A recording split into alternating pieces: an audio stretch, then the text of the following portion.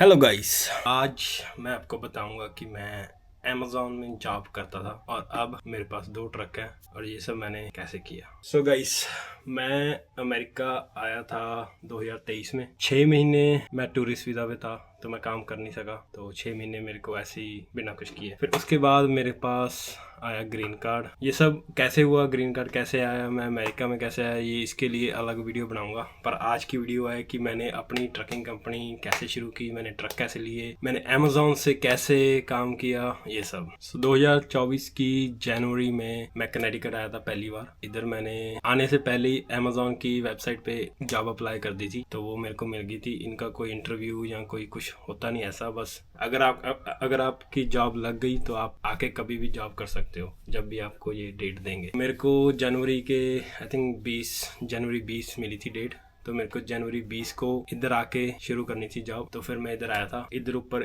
BDL airport है, उसके पास इनका एक वेयर हाउस है, वो नया खुला था। तो इसलिए जब कोई बिल्डिंग नहीं खुलती है तो इनको ज्यादा बंदे चाहिए होते हैं, तो इसलिए जॉब मिल गई। और वैसे अमेज़ॉन में जॉब मिलती नहीं इतनी इजीली, कभी कभी मिल जाती है अगर आपका लक अच्छा हो, पर बहुत ही कम चांस होता है। सो वो बिल्डिंग उस टाइम पे नहीं खुली थी, उनको बंदों की ज़रूरत थी, तो उन्होंने मेरे को भी एक्सेप्ट कर लिया। किस्मत अच्छी सी, मैंने उसी टाइम पे अप्लाई किया। सो मिल गई मेरे को। मैंने शुरू किया था पैकिंग में, जहाँ पे हम बक्से पैक करते हैं। ऊपर से आइटम पिक होके आती है, नीचे पैक करते हैं, आगे शिफ्ट कर देते हैं। सो मैं पैकिंग में था। तो वो मैंने की ऑलमोस्ट 1 साल। तो उसके बाद मेरे को बिल्डिंग चेंज करानी थी अपनी, क्योंकि वो मेरे को बहुत दूर पड़ती थी। मेरे को 1 घंटा लग जाता था, 1 घंटा 50 मिनट अगर ट्रैफिक नहीं है वहाँ जाने के लिए। सो मैंने वो बिल्डिंग चेंज कराने के लिए काफ़ी स्ट्रगल किया, काफ़ी लोगों से बातचीत की। 2 महीने बाद मेरे को ट्रांसफ़र अप्रूव हुआ और मेरा पर डिपार्टमेंट चेंज कर दिया उन्होंने, मेरे को स्टोव में डाल दिया। स्टोव होता है कि जब अमेज़ॉन सप्लायर से कोई आइटम खरीदता है, जैसे आईफोन है, वो एप्पल से खरीदेगा ना, एप्पल से खरीद के जब अमेज़ॉन में आता है वो, तो स्टोव वालों की जिम्मेवारी होती है कि उसको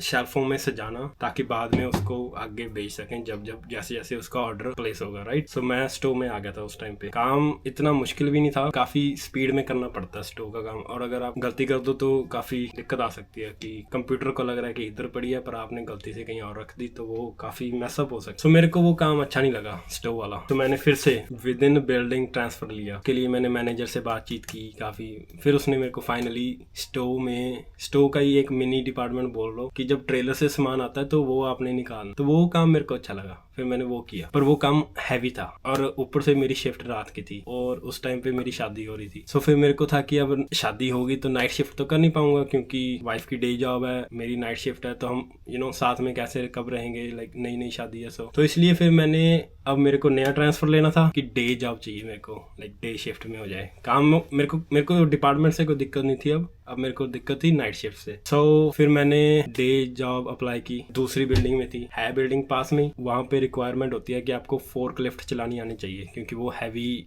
बिल्डिंग थी। वहाँ पे आप कोई भी पैकेज है वो हाथ से नहीं उठा सकते, आपको फोर्क लिफ्ट चाहिए। फिर वो मेरे को रिजेक्ट करी जा रहे थे बार बार, क्योंकि मेरे पास, उनको था कि नया बंदा है, फोर्क लिफ्ट चलाएगा कि नहीं। उनकी प्रेफरेंस थी कि जिसके पास फोर्क लिफ्ट का एक्सपीरियंस है उसी को लेंगे, तो वो मेरे को रिजेक्ट कर रहे थे बार बार। सो मैंने अपने मैनेजर से बात की कि आप उनको बोलो कि मैं करना चाहता हूँ, मैं सीख लूँगा फोर्क लिफ्ट, आप मेरे को लो। फिर उन्होंने मेरे को मैसेज किया कि आप कंफर्म हो कि आप सीखना चाहते हो फोर्क लिफ्ट की, काम हैवी होगा जहाँ ये सब। मैं कहा नहीं, मैं करूँगा, आप मेरे को लो। तो फिर उन्होंने मेरा ट्रांसफ़र अप्रूव किया 2 महीने बाद। फिर मेरे को डे जॉब मिल गई फाइनली, और दिन भी अच्छे थे। Sunday, Monday, Tuesday and Wednesday 4 दिन काम था, सुबह 7 से लेके 5:30 तक। बड़ा मज़ेदार शिफ्ट चल रही थी। तो उसके बाद मैंने वहाँ पे 1 महीना काम किया और मेरी प्रमोशन की एप्लीकेशन जो मैंने बहुत पहले डाल रखी थी वो अप्रूव हो गई कि मैं अब एक टीयर ऊपर चला जाऊँगा। सो वो मेरा अप्रूव हो गया। उसके साथ मेरी शिफ्ट की टाइमिंग और भी ज़्यादा अच्छी होगी, और ऊपर से पैसे भी बढ़ गए, और ऊपर से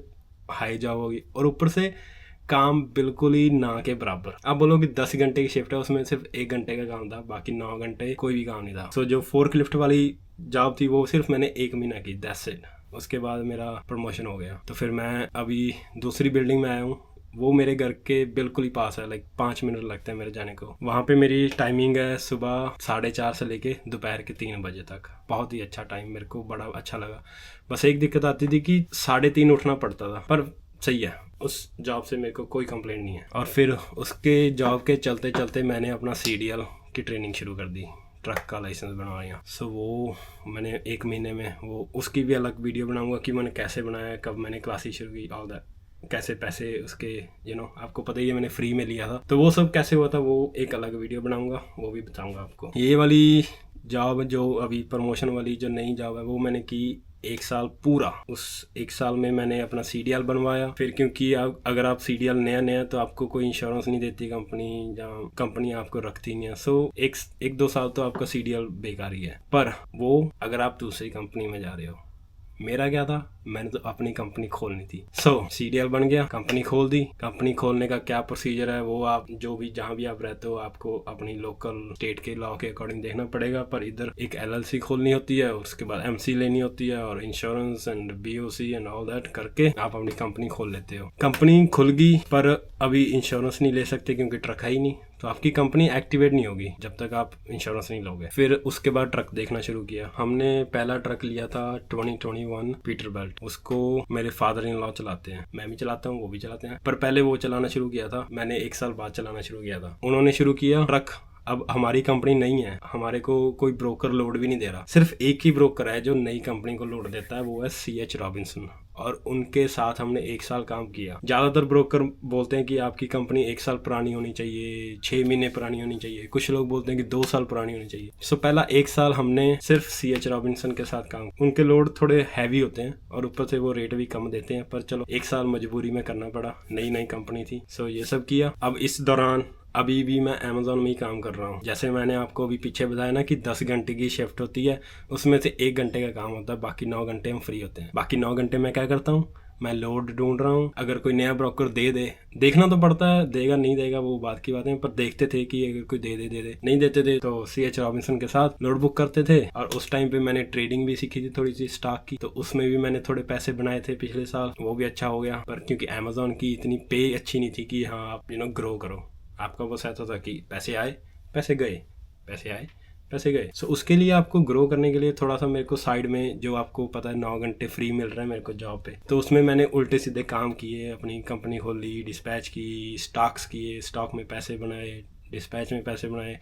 सो ये सब किया 1 साल पूरा। फिर उसके बाद अभी 1 साल हो गया मेरे को काम करते हुए अमेज़ॉन पे, कंपनी को 1 साल होने वाला ऑलमोस्ट। और मैं हर रोज़ सोच रहा हूँ कि नहीं, मज़ा नहीं आ रहा, पैसे बन नहीं रहे, उतने नहीं बन रहे जितने चाहिए। फिर मैं अपनी वाइफ से बात कर रहा हूँ कि क्योंकि मैंने अभी दूसरा ट्रक अभी डिस्पैच कर रहे थे, उस ट्रक में मैंने ये चीज़ देख ली थी कि चाहो तो आप डेली घर आ सकते हो, अगर नहीं आना चाहते तो आप लंबा चलो तो वो तो फिर हफ्ता चाहे महीना ना घर पे आओ। पर जैसे हम लोड कर रहे थे उसमें ऑलमोस्ट एवरीडे नहीं तो 1 दिन बाद घर पे आ ही रहे थे। तो मैंने सोचा कि इतना ज़्यादा रोड पे रह नहीं रहे, ट्राई कर सकते। फिर मैंने अपनी वाइफ से बात की, हमने डिस्कशन किया, मैंने पूछा कि आपको क्या लगता है, सब बातें हुई। फिर फाइनली दूसरा ट्रक लेने की सोच ली। उस टाइम पे दूसरा ट्रक लेने का जब सोचा तो मैं तो एकदम से हो गया कि हाँ अब ट्रक लेते हैं जल्दी। मैं अपने जिससे पिछली बार ट्रक लिया था उसको मैसेज कर दिया कि हाँ कोई नया ट्रक है तो बता मेरे को, लाइक ऐसा। अपने को मिल गया ये कैनवर्थ, ये है 2022 T680 मॉडल है, तो हमने ये ले लिया और इसको मैं चलाने लग गया,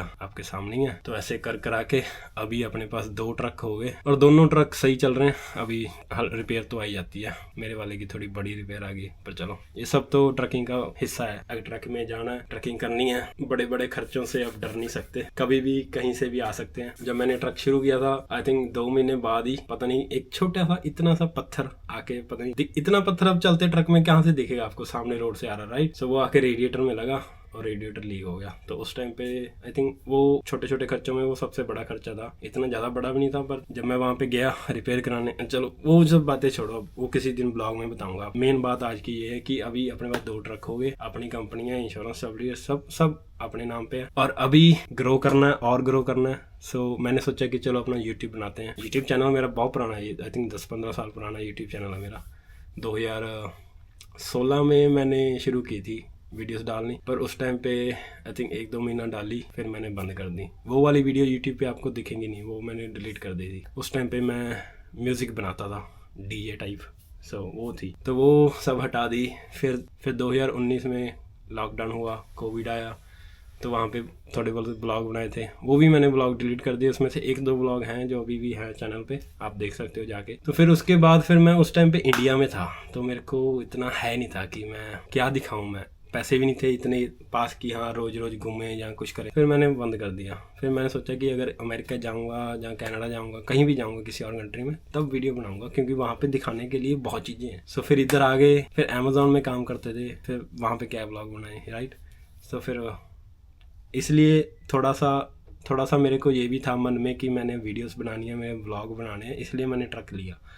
सो आप बोल सकते हो कि ट्रकिंग का मेन जो मेरा ऑब्जेक्टिव था वो था कि ब्लॉग बनाने हैं, पर मैंने ब्लॉग को लाइक 100% ही ट्रकिंग का नहीं रखना, मैंने और भी रखना, जैसे ये वाली नॉलेजेबल वीडियो ये सब बना ली, daily life blog, travel blog, सब कुछ। मतलब आप इसको ये नहीं बोल सकते कि ट्रकिंग ब्लॉग चैनल है, आप ये बोलो कि व्लॉग चैनल है। सो ये सब अभी तक की कहानी है मेरी।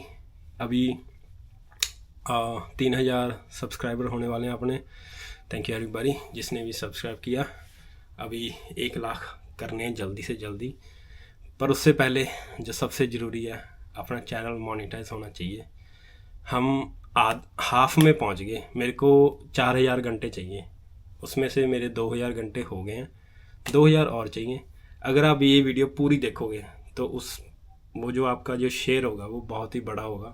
आप सबका बहुत ही बहुत धन्यवाद करता हूँ अगर आप वीडियो को पूरी देखते हो। अगर आप यहाँ तक देखे हो, आपको धन्यवाद तभी सुनेगा। अगर आपने पहले ही बंद कर दी तो आपको धन्यवाद सुनेगा ही नहीं। चैनल मोनेटाइज होगा, 1 lakh subscriber, play button, million play button, सब कुछ करना है गाइस।